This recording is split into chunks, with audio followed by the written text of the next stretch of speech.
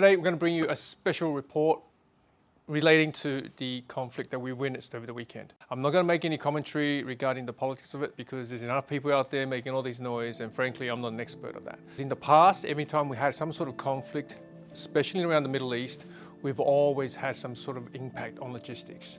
And this is either through disruptions of service or increasing pricing. So obviously, we're the region that's currently having this disaster that's unfolding on a daily basis, of course, is Israel. And within Israel, there's Gaza, and right there is so very close to a couple of very important waterways. Let's start off with the first important one and the most obvious one, which is the Strait of Hormuz. Now, why this body of water is important? That's because 30% of the global consumption of oil comes through that waterway, okay? And as you can see, from this little stretch of water, all of the countries surrounding it, you've got Iran on one side, then you've got the UAE, then you've got Syria, Lebanon, Israel, Palestine, then which goes down towards Egypt. Now clearly, what has happened between Palestine and Israel, it's the Jewish state versus Palestine, which is part of the Muslim world, and with all of the narratives that's going on, depending on how that disaster unfolds, there's a significant potential of other Muslim nations being dragged into it in support of Palestine. And then we're going to see this conflict essentially spread. And that is really bad news. Why? A lot of these Gulf states, as we mentioned, in that area are massive oil producing nations. And any type of conflict will impact the production of oil. We all know with all the previous macro challenges, inflation was the beast that everybody was trying to tame. Oil has been a massive contributor of that inflation, and should there be disruption on that supply with this conflict, it's going to add fuel to the fire. The world runs on oil, okay? There's a lot of talks about alternative energy sources, but if you cut that noise out, oil is king.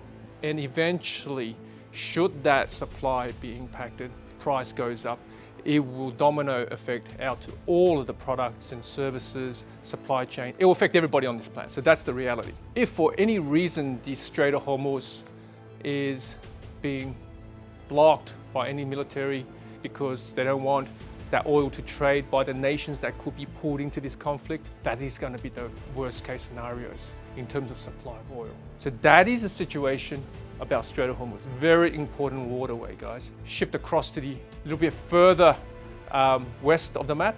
You have Egypt bordering Palestine/Gaza/Israel. Now, between these two parts is what you'll have the famous Suez Canal.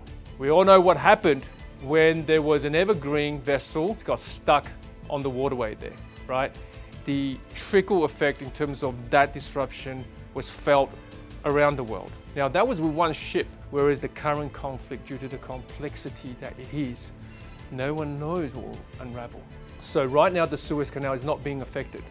However, in the past, every time we've had any type of military conflict, there has always been some level of disruption we have seen on a logistics standpoint. That is usually comes in the form of some shipments being delayed, rerouting of some vessels, and invariably surcharges and fees. And right now with shipping lines finding it difficult to earn money because coming down from their COVID highs, they will look for any reason to impose a surcharge of any kind. Usually in the past, the experience has been a war risk surcharge. So I'm anticipating that to come on soon. That is if this conflict continues, and it looks like it will for some time. God forbid if Egypt or other Arab nations in that area goes to war for any reason, I can't help but anticipate that that body of water is going to be affected. Already we have US sending an entire carrier battle group off the coast of Israel and Palestine. If something goes down, that body of water is going to be very, very hot. So it will impact container traffic one way or another in that region. The amount of container traffic, sea freight container traffic that uses that canal, the Suez Canal, is 30% of the global traffic. okay? But if the Suez Canal gets blocked for some whatever reason, guess what? What are the alternatives? You're gonna have vessels that essentially goes all around the bottom of Africa, or they can try to go overland. Unlikely, because the capacity of rail is not effective and they simply cannot meet the amount of volume that is required to be shifted over that distance.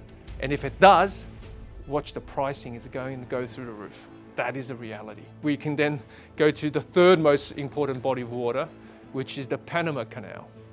And we're actually going to release a video talking about the drought that's being faced in that region. Over the last decade or so, Panama has seen a lot of strange weather, and as a result, ships had to carry less freight or dump some freight so they can use less water to stay buoyant.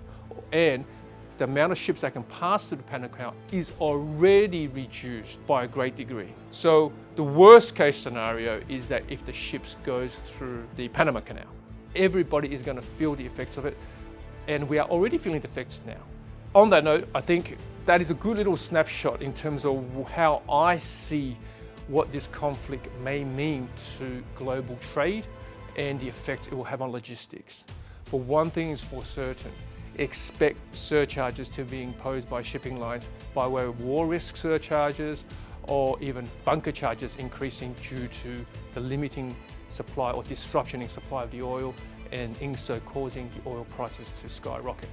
Some might say, well, isn't this the best time for the China's Belt Road Initiative to be utilized? Well, no, because a lot of the Belt Road Initiative going from China all the way over to Europe actually needs to go through Iran, a lot of these problematic areas that's currently seeing all of these unrest, right?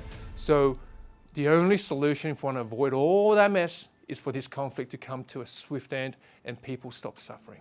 I hope that's giving you some sort of context in terms of how it can impact the logistics world.